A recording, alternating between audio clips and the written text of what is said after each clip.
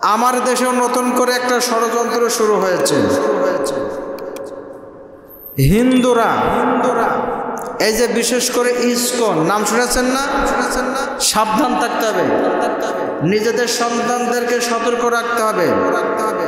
এই ইসকনের সদস্য হিন্দুরা, তারা বিভিন্ন জায়গায় মুসলমান নাম ধারণ করে মুসলমান সেজে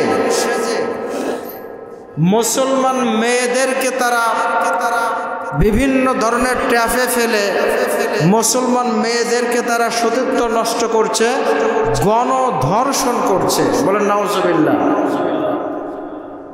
সুতরাং যাদের সন্তানাদি আছে তারা সাবধান থাকতে হবে,